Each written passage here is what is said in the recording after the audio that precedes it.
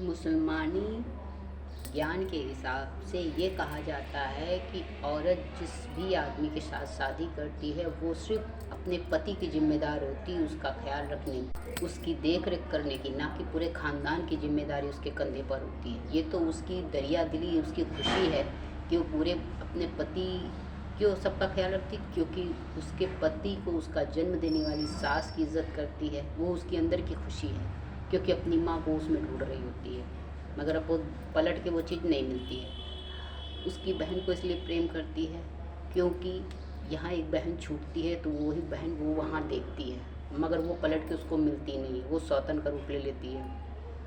उसको नंदोई दिखता है, क्या सोच के देखती कि मेरा भाई वहाँ छूटा, ये मेरा भाई मेरा दिखेगा, मगर लोग भाई बड़े से इतना चिंगारी छूटती है कि लोग गंदे होते ना तो अच्छाई समझ नहीं पाते, तो वो पाप ले दौड़ते हैं। वो ससुराल पक्ष के अपने पति से जुड़े हर रिश्तों को बड़े प्यार से निभाती है। क्यों? क्योंकि वो उसकी दिल की खुशी है। वरना हकीकत में पूछा जाए तो मुसलमानों में और हमारे हिंदू धर्म में भी सीता जी 14 साल के राम जी को वनवास हुआ था, क्यों चली गई थी श्री रामचंद्र जी के साथ? क्योंकि उनके पति उनकी मेन जिम्मेदारी थी। और हकीकत में पूछा जाए तो ससुराल की कुल की मर्यादा वो लेके चल रही थी। ना उन्होंने कभी सास ससुर ससुराल में किसी से घूंघट ओढ़ा, ना उन्होंने कभी भी ऐसा कोई काम नहीं किया जिसमें ये साबित हो कि घूंघट ओढ़ के रहो, इनके पैर छुओ उनके पैर छुओ, कभी नहीं। वो एक सम्मानित, उन्होंने सीता माता का चरित्र उठा के देखिए, सारी देवियों के चरित्र उठा के देखिए कि रामचंद्र जी कैसे दामाद बने, ये देखिए।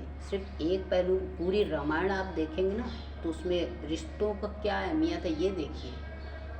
और ये कलयुग है, अगर कलयुग में भी आप सीता जैसी बीवी चाहते कि आपके पूरे ख़ानदान की कदर करे, देख रेख करे, केयर करे, तो आप राम जैसे दामाद क्यों नहीं बनते हो?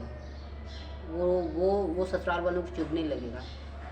जब ससुराल वालों को चुभने लगेगा तो ऑटोमेटिक लड़की वालों को भी चुभने लगेगा कि तुम्हारे ससुराल वाले जब मेरी कदर नहीं करते, हमारी इज्जत नहीं करते, तो हमारी लड़की क्यों उनकी इज्जत करे?